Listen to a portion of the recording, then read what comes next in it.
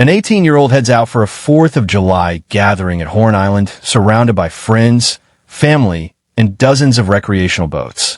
By the end of the afternoon, boats begin returning to the mainland. Nolan Wells does not return with them. Days later, search teams recover his body from the waters near the island. What began as a search for a missing teenager has evolved into a complex investigation shaped by conflicting witness accounts, disputed audio recordings, and publicly shared photographs and timeline analyses. Now, a detailed timeline report and newly surfaced photographs are raising crucial questions about the exact sequence of events on the water. Do these newly analyzed images reveal a broader pool of potential witnesses who are anchored just feet away? How do reported boat departure times align with cellular location data and witness statements? And what do these crowdsourced findings reveal about the final hours before Nolan was reported missing? Today, we break down the latest developments in the Nolan Wells investigation, examining the photo evidence, the shifting timeline, and the critical questions still facing investigators. Much of the recent focus centers on a public timeline compiled by the United Cajun Navy, a nonprofit search and response organization that assisted family members and volunteers following Nolan's disappearance. By collecting photos, videos, and social media posts from individuals present on Horn Island on July 4th, volunteers and independent researchers attempted to reconstruct a visual timeline of the afternoon. Among the materials submitted were aerial views and ground-level photographs showing multiple recreational vessels anchored and tied together in a tight cluster near the shore. In maritime settings, boaters frequently raft up, tying vessels side by side to allow passengers to mingle in shallow water. One publicly shared photograph appears to show a line of anchored vessels, including a vessel that public reporting identifies as the one Nolan used to travel to Horn Island, alongside several neighboring boats filled with holidaygoers. From an investigative perspective, a multi-boat configuration represents a defined group of potential witnesses.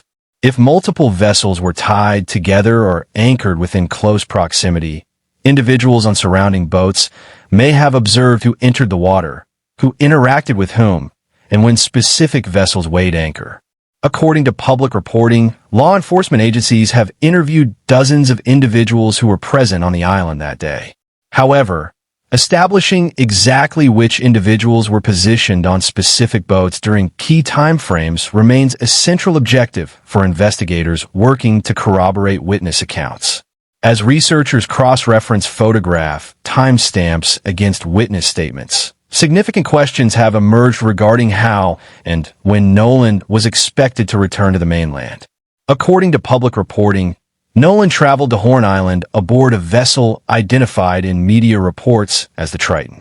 According to statements made by individuals on that vessel, the boat experienced mechanical issues, specifically taking on water, prompting the crew to prepare for an early departure. Occupants of the vessel reported asking Nolan to board the boat to return home, but stated he declined, opting instead to remain on the island to socialize. However, subsequent reporting and statements from family representatives present a more complicated picture regarding return plans. Multiple boats carrying overlapping groups of friends were anchored near Horn Island throughout the afternoon. Questions remain as to whether Nolan intended to return on a secondary vessel, or if communications between different boat groups created confusion regarding his location. Adding to the complexity are conflicting reports regarding Nolan's interactions on the beach shortly before the primary boats departed. While some witnesses recalled seeing Nolan talking with acquaintances near the shoreline, other accounts suggest he may have been seen heading back toward the water. Reconciling these differing accounts may require investigators to compare witness statements with objective data, including mobile phone records, cellular location information, and available vessel GPS data. Section 4. Water Depth Parameters and Crowdsourced Analysis, 7 to 9:30. In addition to boat configurations, crowdsourced photographs have prompted detailed examination of environmental factors near Horn Island. Publicly available descriptions of Horn Island note that some sandbars and nearby drop-offs can transition from shallow to deeper water over relatively short distances. Independent researchers reviewing publicly shared social media images noted photographs showing individuals standing or swimming in chest-deep to neck-deep water near anchored boats. Understanding localized water conditions and tidal shifts during the late afternoon of July 4th provides critical context for evaluating both physical movement and potential hazards. The publicly compiled timeline also highlighted a social media photograph submitted by a member of the public, reportedly taken around 4:50 p.m. The image depicts several individuals along the beach, including a partially visible person near the shoreline whom some online observers believed could be Nolan Wells. However, private analysts and law enforcement representatives alike caution that unverified photographs present clear limitations. Without primary image files containing original metadata, factors such as camera angles, compression, lighting, and digital filtering make positive identification difficult. While crowdsourced records help narrow potential time windows, formal investigative standards require direct forensic verification before any image can be treated as definitive evidence. While digital records and crowdsourced timelines offer valuable investigative leads, medical evidence remains the cornerstone of any death investigation. An initial autopsy was performed by state medical examiners following the recovery of Nolan's body. According to public reporting, the complete state autopsy findings and toxicology reports have not been publicly released while the investigation remains active. In response to unanswered questions, the Wells family commissioned an independent medical review conducted by private forensic pathologist Dr. Roger Mitchell. Dr. Mitchell's preliminary report documented deep tissue changes across the back of the skull, while noting that complete state pathology files, toxicology results, and specific retained anatomical structures were unavailable during the secondary review. Because key medical records were unavailable during the secondary review, the independent examination concluded that both the cause and manner of death were undetermined.